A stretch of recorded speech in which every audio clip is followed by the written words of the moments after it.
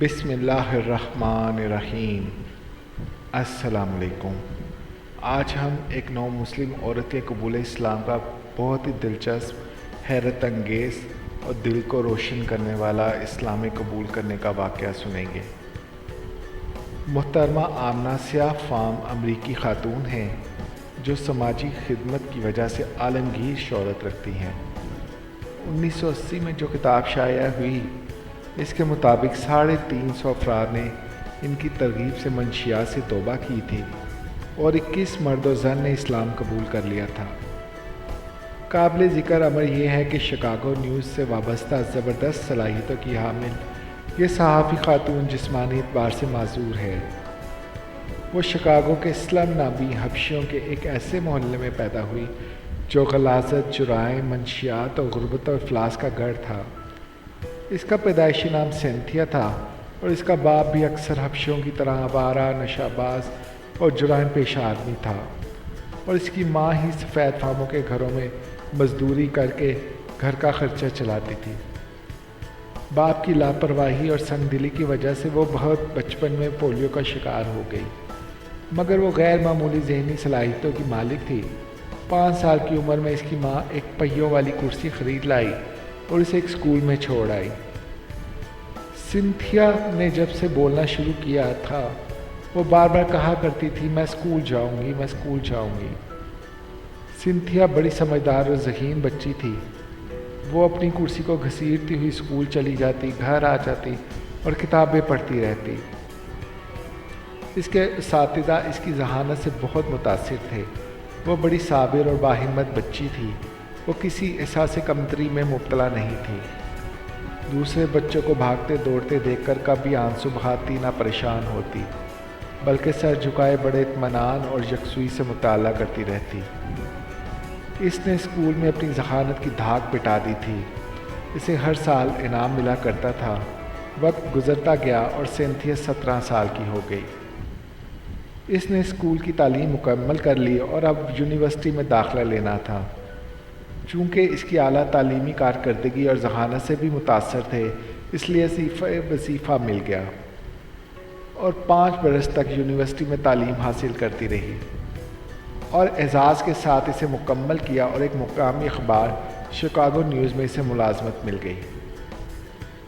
یہی وہ زمانہ تھا جب سینتھیا امریکہ کے مشہور سیاہ فام رہنما میلکم ایکس کے کردار سے متاثر ہوئی۔ موصوف مشہور و معروف جرائم پیشہ اور منشیات فروش حبشی تھا۔ وہ بے شمار سنگین وارداتوں میں ملوث تھا اور زندگی کا بڑا حصہ جیلوں میں گزار چکا تھا۔ پھر خدا کا کرنا یہ ہوا کہ میلکم مسلمان ہو گیا، اور نہ صرف اس کی اپنی زندگی میں زبردست انقلاب آ گیا اور وہ ایک صالح پاک باز انسان بن گیا، بلکہ اس کی تبلیغ و تربیت سے ہزاروں سیاہ فام لوگوں کی زندگیاں بدل گئی۔ اس نے سینکڑوں ایسے رضاکار تیار کیے جو خاص طور پر حبشیوں کو راہ راست پر لانے اور ان کو نشے سے نجات دلانے کے لیے دن رات کوشاں رہتے تھے۔ یہ ایک نئی تحریک تھی، ایک نیا انقلاب تھا جو آہستہ آہستہ امریکہ کے حبشیوں میں آ رہا تھا اور جو انہیں وقار سے زندہ رہنا سکھا رہا تھا۔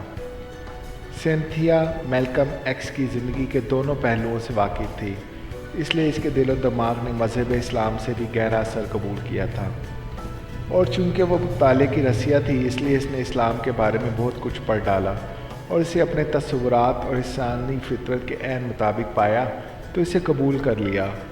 اور ایک روز جب حسب معمول اس کا والد شراب کے نشے میں دھت اس کی ماں کی پٹائی کرنے والا تھا، اس نے اپنے باپ کو سمجھانے شروع کر دیا اور ماں کو صبر کی تلقین کرنے لگی اور گفتگو کی تیزی میں انہیں بتا دیا کہ وہ اسلام قبول کر چکی ہے۔ اس کے بعد جو کچھ ہوا اسے خود سینتھیا بلکہ آمنہ کی زبانی سنیے۔ میرے والدین کے لیے مسلمان کا لفظ اجنبی نہ تھا۔ میں نہیں جانتی کہ اسلام اور اسلام کے پیروکاروں کے بارے میں امریکیوں کا رویہ بلا رنگ و نسل کیوں مخالفانہ ہے۔ میری زبان سے یہ سننے کے بعد میں مسلمان ہو چکی ہوں، میرے والدین کو بے حد تعجب ہوا۔ خاص طور پر میری ماں کو بے پناہ صدمہ ہوا۔ اس کا یہ رد عمل میرے لیے بہت پریشان کن تھا۔ میں اسے ایک مظلوم عورت سمجھتی تھی۔ میرا خیال تھا وہ میرے مسلمان ہونے پر زیادہ واویلا نہ کرے گی، مگر ہوا اس کے برعکس۔ میرے والد کے چہرے پر نفرت اور حقارت کے ساتھ ساتھ لاپرواہی کی جھلک بھی دکھائی دے رہی تھی، اور میری ماں مسلسل بولتی جا رہی تھی۔ آج جب وہ منظر مجھے یاد آتا ہے تو میں بے اختیار مسکرا دیتی ہوں، لیکن اس وقت میرا رد عمل کچھ مختلف تھا۔ میں یہ محسوس کرنے لگی تھی کہ میں نے اسلام قبول کرنے کا اعلان کچھ جلدی کر دیا ہے۔ اس کی وجہ یہ نہ تھی کہ میرے ایمان میں کوئی کمی تھی، بلکہ یہ کہ میں نے فیصلہ کیا تھا جب تک میں مسلمانوں کے پورے باطنی اور ظاہری طور پر اپنا نہیں لیتی تب تک اسلام لانے کا اعلان نہ کروں گی۔ مگر اس لمحے میں خاصی جذباتی ہو گئی تھی، اپنے مسلمان ہونے کا ذکر بڑے جوش اور جذبے سے کر دیا۔ میرے والد بڑبڑاتے ہوئے باہر نکل گئے۔ میری والدہ مجھے سمجھانے لگی۔ میں نے کہا جو ہونا تھا ہو چکا ہے، میں جو قدم بڑھا چکی ہوں وہ پیچھے نہیں ہٹا سکتی۔ میری ماں نے اور زیادہ شدت سے مجھے سمجھانا بجھانا شروع کر دیا۔ میں نے ان سے کہا وہ وقت بلا وجہ ضائع کر رہی ہیں، میں مسلمان ہو چکی ہوں اور اب کچھ نہیں بدل سکتا۔ میری والدہ نے سوچا شاید میں ضد کر رہی ہوں یا جذباتی ہو گئی ہوں۔ انہوں نے اپنا طویل لیکچر ادھورا چھوڑا اور مجھے اکیلا چھوڑ کر چلی گئیں۔ میں مسلمان کیوں ہوئی؟ یہ بات مجھ سے کئی لوگوں نے پوچھی ہے اور میں کئی بار جواب دے چکی ہوں۔ اس کے باوجود میں سمجھتی ہوں کہ مجھے اس سوال کا جواب بڑے سکون اور اطمینان سے دینا چاہیے۔ میرے گھریلو حالات امریکہ میں حبشیوں کی مجموعی حالت سے زیادہ میری معذوری اور اپاہج پن نے مجھے اسلام کی طرف راغب کیا۔ اس کی تفصیل بھی سن لیں۔ ایک اخبار میں کام کرنے کی وجہ سے میں ہر روز میلکم ایکس اور مسلمان ہونے والے حبشیوں کی اصلاحی تحریک کے بارے میں پڑھتی تھی۔ چونکہ پولیو کی وجہ سے معذور ہو چکی تھی اور سوائے مطالعہ کے میرا اور کوئی شغل نہ تھا، اس لیے مجھ پر غور و فکر کی عادت بہت بڑھ گئی تھی۔ جب میں پڑھتی کہ میلکم ایکس اور اس کے رضاکار ساتھی لوگوں سے منشیات کی عادت چھڑانے میں کامیاب ہو رہے ہیں تو مجھے بڑی حیرت ہوتی۔ میں سمجھتی یہ صرف ایک خبر ہے جس میں صداقت نہیں ہے، لیکن میں پھر سوچتی کہ یہ خبر کس طرح جھوٹی ہو سکتی ہے اور کس حد تک جھوٹی ہو سکتی ہے۔ میرے پاس میرے اپنے اس سوال کا کوئی جواب نہ تھا، مگر اس زمانے میں نے یہ فیصلہ کر لیا کہ مجھے اسلام کے بارے میں کچھ پڑھنا چاہیے۔ میں نے کچھ کتابیں حاصل کی اور پڑھنے لگی۔ اسلام کے بارے میں ان کتابوں نے مجھے خاصا متاثر کیا۔ جب میں نے یہ کتابیں پڑھ لی تو میرے دل میں قرآن پڑھنے کا خیال پیدا ہوا اور میں نے انگریزی میں ترجمہ قرآن کا ایک نسخہ حاصل کر لیا۔ قرآن پاک کے اس ترجمے نے مجھے عجیب طرح کا روحانی سرور بخشا جسے میں بیان نہیں کر سکتی۔ آج میں سمجھتی ہوں کہ اگر کوئی بھی شخص دلچسپی اور لگن سے قرآن پاک کا مطالعہ کرے تو وہ اس مقدس کتاب سے متاثر ہوئے بغیر نہیں رہ سکتا۔ قرآن پاک کے مطالعے نے مجھے کئی دن بے چین رکھا۔ میرے دل میں ایک عجیب طرح کا جذباتی مد و جزر ہو گیا تھا۔ جی چاہتا کہ اب میلکم ایکس سے ملوں، مگر وہ اس شہر سے بہت دور تھے۔ میں نے اخبار کے ذریعے یہ پتہ چلایا کہ یہاں ہمارے شہر میں کون سا ایسا شخص ہے جو مسلمانوں کی رہنمائی کرتا ہے۔ اس کا پتہ مجھے جلد ہی مل گیا۔ میں نے اس شخص محمد یوسف کو فون کیا اور اس سے ملاقات کے لیے وقت مانگا۔ دوسری طرف سے مجھے بڑی ہمدرد اور نرم آواز سنائی دی۔ محمد یوسف نے مجھ سے کہا میں جس وقت چاہوں اسے مل سکتی ہوں۔ میں نے انہیں بتایا کہ میں کل بعد دوپہر ان سے ملوں گی۔ وقت طے ہو جانے کے بعد میں نے اطمینان کا سانس لیا۔ جب میں اگلے دن محمد یوسف سے ملنے گئی تو وہ مجھے دیکھ کر کچھ پریشان ہو گیا۔ میں نے ان کی پریشانی کے سبب کو بھانپ لیا۔ وہ کسی صحت مند اور توانا لڑکی سے ملنے کی توقع رکھتے تھے۔ جب انہیں ویل چیئر میں بیٹھی حرکت سے معذور مجھ جیسی لڑکی دکھائی دی تو وہ کچھ پریشان سے ہو گئے، مگر میری مسکراہٹ اور خوش دلی نے ان کو پریشانی کو جلد ہی ختم کر دیا۔ محمد یوسف میری ہی طرح حبشی تھے۔ کبھی ان کا نام جونی تھا، اب وہ محمد یوسف جیسے خوبصورت نام کے مالک تھے۔ وہ اس شہر کے مسلمانوں کے سربراہ یا امام تھے۔ وہی مسجد میں نماز پڑھاتے اور وہی قرآن تعلیمات کا درس دیتے تھے۔ وہ ہمدردی بھرے لہجے میں مجھ سے میرے بارے میں گفتگو کرتے رہے۔ باتوں باتوں میں بڑے غیر محسوس انداز میں انہوں نے مجھ سے اور میرے کنبے کے بارے میں سب معلومات حاصل کر لیں۔ میں نے ان سے پوچھا کہ وہ مسلمان کیوں ہوئے تھے۔ محمد یوسف مسکرا دیے، پھر انہوں نے دھیمے سے بڑے میٹھے لہجے میں جواب دیا، میں اس لیے مسلمان ہوا کہ خدا تعالیٰ کی یہ مرضی تھی کہ وہ مجھے سیدھا راستہ دکھائے۔ ان کا وہ جواب میں آج تک نہیں بھولی ہوں اور زندگی بھر نہ بھول سکوں گی، کیونکہ میں بھی یہی سمجھتی ہوں کہ اللہ تعالیٰ جس انسان کو سیدھے راستے پر لانا چاہتا ہے اس کے دل میں اسلام کے لیے محبت پیدا کر دیتا ہے۔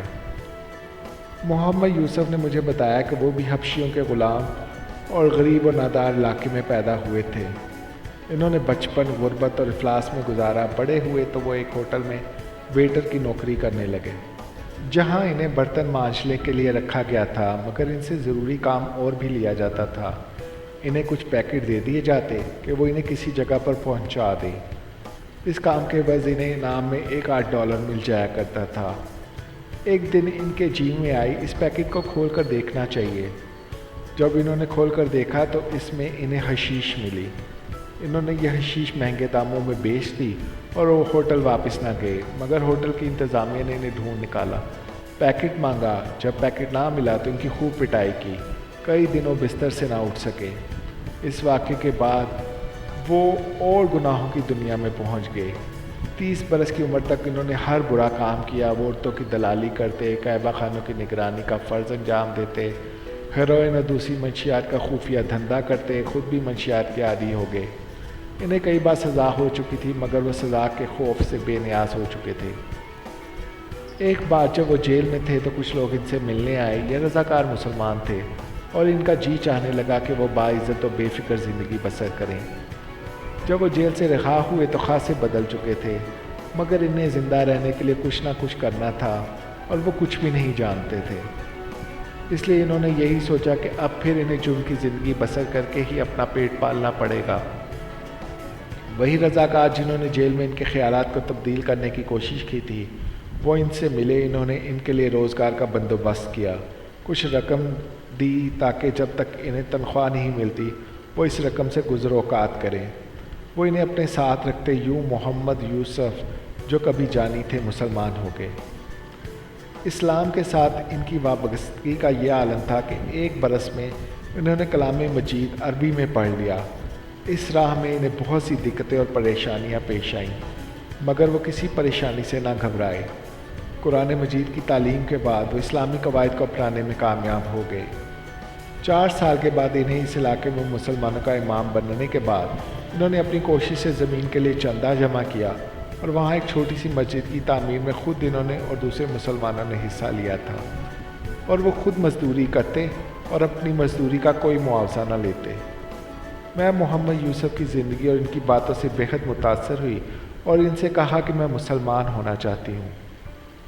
محمد یوسف صاحب نے پہلی بار مجھے بھرپور نظروں سے دیکھا اور بولے، خدا مبارک کرے، مگر مسلمان ہونا بہت مشکل ہے۔ میں ہر مشکل پر قابو پا لوں گی، الحمدللہ۔ انہوں نے کہا، کیا تمہیں کلمہ اور نماز آتی ہے؟ میں نے نفی میں سر ہلایا۔ انہوں نے مجھے ایک چھوٹی سی کتاب دی، اس میں رومن حروف میں کلمہ اور نماز لکھی ہوئی تھی۔ کہنے لگے، اسے یاد کر لو اور اگر ہو سکے تو سپہر کو میرے پاس تھوڑی دیر کے لیے آ جایا کرو۔ میں نے چند دنوں میں نہ صرف کلمہ اور نماز ازبر کر لی بلکہ ان کے معنی بھی سمجھ لیے۔ اس دوران محمد یوسف سے بھی ملتی رہی اور ان سے دین اسلام کے بارے میں معلومات حاصل کرتی رہی۔ جمعے کا دن تھا، مسجد میں تمام مسلمانوں کے سامنے میں نے کلمہ پڑھا اور مسلمان ہو گئی۔ میرا نام آمنہ رکھ دیا گیا۔ مسلمان ہونے کے بعد میں نے اللہ کام یہ کیا کہ کھانے کے ساتھ تھوڑی بہت شراب پینے کی جو عادت تھی اسے ترک کر دیا۔ میں سگریٹ بھی پی لیا کرتی تھی، یہ بھی چھوڑ دیے اور مسلمانوں جیسا لباس سلنے کے لیے دے دیا۔ میں سمجھتی تھی کہ جب میں مسلمان عورتوں کی طرح لمبے چوغے میں اپنا جسم چھپاؤں گی اور سر کو بھی ڈھانپوں گی تو ویل چیئر میں بیٹھی ہوئی خاصی مسکہ خیز دکھائی دوں گی۔ میں نے ہر طنز اور مذاق کا سامنا کرنے کا فیصلہ کر لیا۔ جب میں پہلی بار مسلمان عورتوں کا لباس پہن کر گھر سے نکلنے لگی تو میری ماں نے مجھے حیرت سے دیکھا۔ سنتھیا، یہ کیا پہن رکھا ہے تم نے؟ اس کے چہرے پر طنز تھا۔ میرے والد نے جو بھی رات بھر شراب پینے کے بعد اب کرسی پر بیٹھے اونگ رہے تھے، اپنی سرخ آنکھیں کھول کر مجھے دیکھا اور کہکا لگایا۔ میں نے کہا، یاد رکھیے میرا نام آمنہ ہے، سینتھیا نہیں۔ آمنہ کیا نام ہوا بھلا؟ ماں نے کہا، لڑکی تیرا دماغ تو نہیں چل گیا؟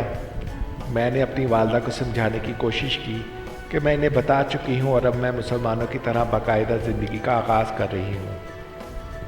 تمہاری جگہ جہنم میں ہے۔ تم نے اس سے پہلے کہ وہ کچھ اور کہتی میں نے اس کی بات کاٹ کر کہا، آپ کو میرے معاملات میں دخل دینے کی ضرورت نہیں۔ اگر کوئی بات کرنی ہے تو جب میں دفتر سے آؤں گی تو کر لینا، اس وقت مجھے دیر ہو رہی ہے۔ میں ویل چیئر کو دھکیلتی ہوئی باہر نکل گئی۔ حبشیوں کی اس گندگی بستی میں جس کسی نے مجھے اس لباس میں دیکھا وہ پہلے تو حیران ہوا، پھر مذاق اڑانے لگا، مگر میں نے کسی کی ایک نہ سنی اور اپنی راہ چلتی رہی۔ جب میں اپنے اخبار کے دفتر پہنچی تو وہاں بھی شدید رد عمل پیدا ہوا۔ بہت سے لوگ میرے ارد گرد جمع ہو گئے جب میں نے انہیں بتایا کہ میں مسلمان ہو گئی ہوں اور مسلمان عورتیں ایسا ہی لباس پہنتی ہیں، تو بعض لوگوں نے تو خاموشی اختیار کی اور بعض لوگ بڑبڑاتے ہوئے باہر چلے گئے۔ اتفاق سے اس روز تنخواہ کا دن تھا۔ تنخواہ ملی تو میں نے اس کا 1/4 حصہ اپنے علاقے کی مسجد کے فنڈ میں جمع کرا دیا۔ جب میں گھر لوٹی تو میری والدہ میرا انتظار کر رہی تھی۔ میرے والد بھی گھر پر موجود تھے۔ میں تنخواہ کا نصف حصہ اپنی والدہ کو دے دیا کرتی تھی۔ اس رقم سے میرے والد اپنے نشے کے لیے کچھ پیسے اینٹ لیا کرتے تھے۔ میں نے جب اپنی تنخواہ کی کچھ رقم اپنی ماں کو دی تو اس نے حیرت سے مجھے دیکھا اور پوچھا، تم نے اس بار ڈالر کم دیے ہیں؟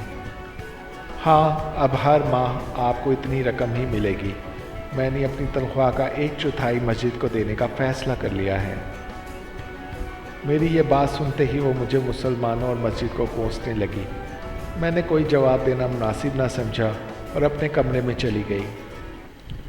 بہت دیر تک اپنی والدہ کو بکتے جھکتے سنتی رہی۔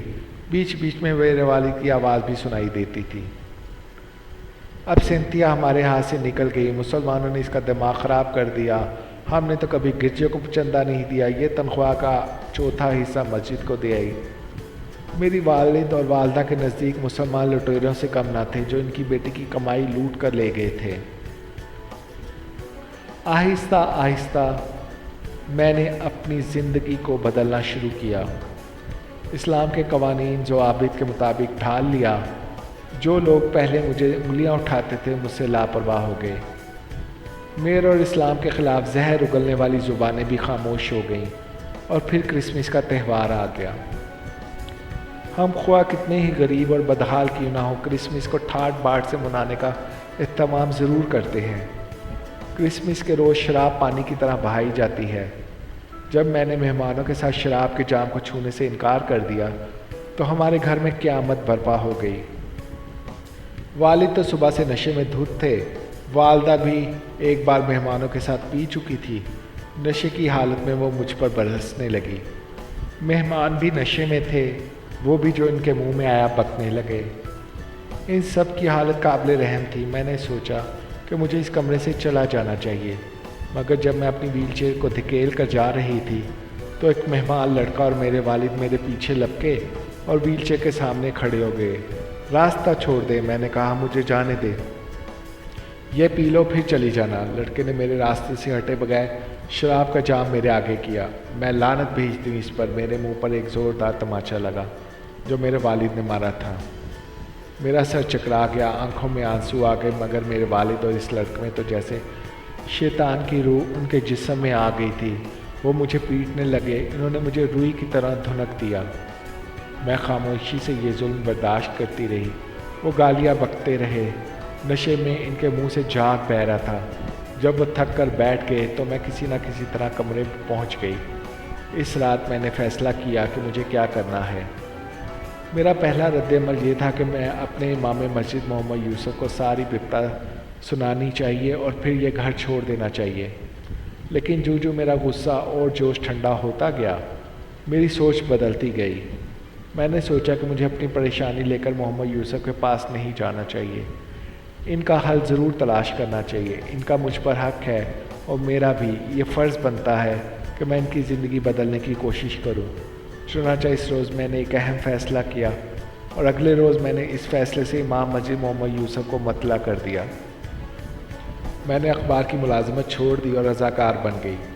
مجھے معمولی سا گزارا الاؤنس ملنے لگا۔ جب میرے والدین کو میرے اس فیصلے کا علم ہوا تو بہت سٹ پٹائے۔ وہ یہ سوچ ہی نہیں سکتے تھے کہ میں اچھی بھلی ملازمت چھوڑ دوں گی۔ میں نے ان سے کہا کہ وہ فکر نہ کریں، ان کو ان کا حصہ ملتا رہے گا۔ میں اخباروں کے لیے دن میں لکھوں گی اور جو معاوضہ مجھے وہاں سے ملے گا میں ان کو دے دوں گی۔ میری اس عملی زندگی کا آغاز اس وقت شروع ہوا جب میں مسلمان رضاکار بن گئی۔ محمد یوسف نے مجھے بہت سی ہدایات دیں اور جس کام کے لیے مجھے چنا گیا تھا اس راہ کے کام سے مجھے آگاہ کیا۔ مجھے خود ہی اندازہ تھا کہ یہ راستہ پرخطر ہے، مگر اسلام نے مجھے حوصلہ بخشا۔ اس کی وجہ سے میں کسی خطرے کو خاطر میں نہ لا رہی تھی۔ میں جیلوں میں جانے لگی، وہاں قیدیوں سے ملتی، ان کے سامنے اسلام کی عظمت بیان کرتی، ان کو ان کی زندگی کے گھناؤنے پہلو دکھا کر ان کو بہتر زندگی بسر کرنے کا مشورہ دیتی۔ کچھ قیدی وقت کاٹنے کے لیے میری بات کو توجہ سے سنتے، کچھ میرا مذاق اڑاتے۔ ان میں سے ایسے لوگ بھی تھے جنہوں نے میری جسمانی معذوری پر بھی کہکے لگائے، مگر میں ہراساں نہیں ہوئی۔ ان قیدیوں میں ایک حبشی قیدی بھی تھا۔ اس نے مجھ سے کہا، اگر تم واقعی میں کچھ کرنا چاہتی ہو تو برنارڈو کا خاتمہ کر دو۔ میں نے پوچھا، برنارڈو کون ہے؟ برنارڈو اس شہر میں بڑی مافیا فیملی کا سربراہ ہے۔ وہی شخص ہے جو اس شہر میں منشیات کا اجارہ دار ہے۔ اگر وہ نہ ہو تو لوگوں کو منشیات نہ ملیں اور نہ لوگ ان کے عادی ہی ہوں۔ وہ بڑا خطرناک آدمی ہے۔ میں برنارڈو سے کیسے مل سکتی ہوں؟ اس نے میرے کان میں مجھے برنارڈو کا پتہ بتا دیا۔ جب میں جانے لگی تو اس کا لہجہ یکسر بدل گیا۔ وہ ندامت کے ساتھ کہنے لگا، مجھ سے غلطی ہوئی کہ میں نے تم سے برنارڈو کا ذکر کیا۔ تم اس وعدے کو بھول جاؤ، تم اندازہ نہیں کر سکتی کہ وہ کتنا خطرناک آدمی ہے۔ مگر میں اس کو ملنے کا فیصلہ کر چکی ہوں، میں نے عزم سے کہا۔ تم اس سے مل کر کیا کرو گی؟ اس نے پوچھا۔ میں اس کو سیدھا راہ دکھانے کی کوشش کروں گی۔ وہ ہنسنے لگا۔ اس کے کہہ کے دور تک میرا پیچھا کرتے رہے۔ صبح کا وقت تھا جب میں وقت طے کیے بغیر برنارڈو کے عالیشان گھر کے اندر داخل ہوئی۔ اس گھر کو دیکھ کر کوئی شخص اندازہ نہ کر سکتا تھا کہ اس گھر میں رہنے والا شخص کوئی بہت بڑا مجرم ہے۔ تم یہاں کیا کر رہی ہو؟ ایک ملازم نے مجھے روک کر پوچھا۔ وہ میرے لباس اور ویل چیئر کو غور سے دیکھ رہا تھا۔ مجھے مسٹر برنارڈو سے ملنا ہے، میں نے کہا۔ تمہیں؟ اس نے کہکا لگایا۔ مسٹر برنارڈو سے ملنا اتنا آسان نہیں۔ آخر کیوں؟ میں نے کہا، وہ بھی انسان ہے اور انسانوں سے ملا جلا کرتے ہیں۔ ہم دونوں میں تکرار ہونے لگی۔ اس وقت ایک ادھیڑ عمر کا مضبوط جسم والا آدمی ایک کمرے سے باہر نکلا اور غصے سے بولا، یہ کیا ہو رہا ہے؟ شور کیوں مچا رکھا ہے؟ ملازم نے اس کے سامنے سر جھکا کر کہا، یہ لڑکی آپ سے ملنے پر اصرار کر رہی تھی۔ مجھ سے؟ اس نے پوچھا، کیا کام ہے؟ میں آپ سے علیحدگی میں بات کرنا چاہتی ہوں، میں نے کہا۔ برنارڈو نے کچھ تعجب سے میری طرف دیکھا، پھر ملازم کو وہاں سے چلے جانے کا اشارہ کیا۔ جب ملازم چلا گیا تو برنارڈو نے غصے سے کہا، میں اس طرح کسی سے ملاقات نہیں کرتا ہوں۔ تم معذور ہو اس لیے رک گیا ہوں۔ کہو میں تمہاری کیا مدد کر سکتا ہوں؟ میں نے اس کی طرف دیکھا اور آنکھوں میں آنکھیں ڈال کر کہا، مسٹر برنارڈو، کیا واقعی آپ اس معذور لڑکی کے کسی کام آنا چاہتے ہیں؟ اس نے جواب دینے سے پہلے کچھ سوچا، پھر مسکرایا اور کہا، تمہاری کیا مدد کر سکتا ہوں؟ میں نے پھر اس کی آنکھوں میں آنکھیں ڈال دی۔ میں نے محسوس کیا کہ مسٹر برنارڈو کچھ بے چینی محسوس کر رہے ہیں۔ وہ میری نظروں سے نظریں چرا رہے ہیں۔ مسٹر برنارڈو، میں نے کہا، اللہ تعالیٰ نے آپ کو سب کچھ دیا ہے، آپ کو ہدایت کی ضرورت ہے، سچی ہدایت کی۔ لڑکی، میں نہیں جانتا تم کون ہو، میرا وقت بہت قیمتی ہے، 2 منٹ میں اپنی بات ختم کرو۔ میں نے جب بات شروع کی تو برنارڈو کا چہرہ طیش اور غصے سے سرخ ہو گیا۔ اس نے غصے کو دبا کر کہا، تم پاگل ہو، نکل جاؤ یہاں سے۔ تمہیں کس نے بتایا کہ میں یہ کام کرتا ہوں؟ میں تمہیں اور تم کو یہ بتانے والے کو زندہ نہ چھوڑوں گا۔ میں نے بڑے اطمینان سے کہا، آپ کے اس غصے اور جوش ہی سے ظاہر ہو جاتا ہے کہ مجھے آپ کے بارے میں جو اطلاع ملی ہے وہ درست ہے۔ تم بکتی ہو، چلی جاؤ یہاں سے، مجھے تمہارے اپاہج پن کا خیال آ رہا ہے۔ میں جانتی ہوں مسٹر برنارڈو، آپ بہت طاقتور ہیں، سارا شہر آپ کے چنگل میں پھنسا ہوا ہے۔ آخر تم چاہتی کیا ہو؟ برنارڈو نے گرج کر کہا، میں چاہتی ہوں کہ خلق خدا کے فائدے کے لیے اپنا یہ دھندا چھوڑ کر کوئی اور کام کریں۔ اگر آپ سے یہ ممکن نہیں تو پھر مجھ معذور لڑکی سے رحم کریں۔ مجھے ہر روز 5 منٹ ملاقات کا وقت دے دیا کریں۔ وہ حیرت سے میرا منہ تکنے لگا، پھر اس نے کہکا لگایا اور بولا، تم ضد کی پکی ہو، تم کل پھر آ سکتی ہو اسی وقت۔ میں وہاں سے نکلی تو بے حد مطمئن تھی۔ برنارڈو اطالوی تھا، اس کو زندگی میں شاید ہی مجھ جیسا کوئی انسان ملا ہو۔ وہ میری ذات میں دلچسپی لینے لگا۔ ایک دن کے بعد دوسرا دن وہ مجھے ہر روز بلاتا، مجھ سے باتیں کرتا۔ 5 منٹ کی گفتگو کا دائرہ پھیل کر گھنٹوں تک پھیل گیا۔ میں اس کے سامنے انسانوں کی بدحالی کا ذکر کرتی، منشیات کی تباہ کاریاں بیان کرتی، اسلام کی سچائی کا ذکر کرتی۔ آہستہ آہستہ اس کے خیال میں کچھ لچک پیدا ہو گئی۔ آمنہ، ایک دن اس نے مجھ سے کہا، میں نہیں جانتا کہ تم کون ہو، مسلمان کیا ہوتے ہیں، مگر میں ایک بات جان گیا ہوں، تم انسان کی نفسیات کو خوب سمجھتی ہو۔ اسلام انسانوں کا مذہب ہے، مکمل دین، میں نے جواب دیا۔ اس لیے اسلام مسلمانوں کی انسانی نفسیات پر گہری نظر رکھنے کی تلقین کرتا ہے۔ میں نے محسوس کیا کہ اب میں اس سے ملنے جاتی ہوں تو وہ کچھ بے چینی محسوس کرنے لگتا ہے۔ اس نے ایک دن مجھ سے کہا، آمنہ، واقعی انسان کی زندگی فانی ہے اور انسان کو دنیا میں اچھے کام کرنے چاہیے، دوسروں کا بھلا سوچنا چاہیے۔ الحمدللہ، میں نے جواب دیا، خدا کا لاکھ لاکھ شکر ہے کہ یہ بات آپ کے ذہن میں سما گئی ہے۔ چند دنوں بعد برنارڈو نے اپنا دھندا چھوڑ دیا اور راہ راست پر آ گیا۔ اس نے بلا ہچکچاہٹ قبول اسلام کر لیا۔ وہ مافیا کا رکن ہے، اس نے مافیا کے سربستہ رازوں کو کھول کر رکھ دیا۔ آپ کو یاد ہوگا کہ صدر فورڈ کے عہد صدارت میں برنارڈو کے اس عمل سے امریکہ میں کتنا تہلکہ مچا تھا۔ برنارڈو نے اخبار نویسوں سے کہا تھا، ایک اپاہج اور چلنے پھرنے سے معذور لڑکی نے مجھے یہ طاقت پرواز بخشی ہے کہ میں نے برائی کے زنجیروں کو توڑ دیا ہے اور کھلی آزاد فضاؤں میں اڑنے کی ہمت اپنے اندر محسوس کر رہا ہوں۔ اس روز میں بہت روئی تھی جب مجھے خبر ملی کہ برنارڈو کو جیل میں گولی مار دی گئی ہے۔ اس کو مافیا کے آدمیوں نے قتل کر دیا تھا۔ اس کا زندہ رہنا ان کے لیے خطرناک ثابت ہو سکتا تھا، اور وہ ایک ایسا انسان تھا جو نیکی کی راہ پر چل نکلا تھا۔ برنارڈو کے تائب ہونے کی وجہ سے مجھے پریس نے بڑی شہرت دی، میری تقریریں شائع ہونے لگیں، اخباروں اور رسالوں میں مجھے انٹرویو چھپنے لگے اور ریڈیو پر مجھے بلایا گیا اور میری خدمات کو بے حد سراہا گیا۔ عالمی ہیوی ویٹ چیمپئن محمد علی مجھ سے ملنے آئے، انہوں نے میری بڑی تعریف کی۔ صدر فورڈ نے مجھے وائٹ ہاؤس میں بلایا اور میری تعریف کی۔ اس شہرت اور عزت کے باوجود مجھ میں تکبر پیدا نہیں ہوا، کیونکہ اللہ تعالیٰ کو تکبر پسند نہیں۔ اسلام نے میری زندگی میں جو انقلاب پیدا کیا، میں اسے ساری دنیا میں پھیلا دینا چاہتی ہوں، اور اگر یہ میرے بس میں نہیں تو میرے دل میں یہ خواہش ضرور ہے کہ اسلام کی برکات اور فیض سے امریکہ کے سیاہ فام ضرور فیض یاب ہوں۔ میرے والد شراب سے توبہ کر چکے ہیں، وہ نشہ چھوڑ چکے ہیں۔ میری والدہ میری عزت کرتی ہیں، اگرچہ انہوں نے اپنا مذہب نہیں چھوڑا، مگر ان کی زندگی میں بڑی تبدیلی رونما ہو چکی ہے۔ پچھلے چند برسوں میں میری کوششوں کی وجہ سے 350 افراد نے منشیات سے توبہ کی ہے اور 21 مرد اور عورتوں نے اسلام قبول کیا ہے۔ میں ایک اپاہج عورت ہوں، مگر میں اپنے آپ کو اپاہج نہیں سمجھتی، کیونکہ میرا ایمان ہے کہ جو شخص مسلمان ہو جائے وہ کبھی اپاہج نہیں ہو سکتا، کیونکہ خدا اس کا سہارا بن جاتا ہے۔ میری زندگی اسلام کے لیے وقف ہو چکی ہے، میں اسلام ہی کے لیے کام کروں گی اور اسلام کی روح انسانوں میں پھونک دینا چاہتی ہوں۔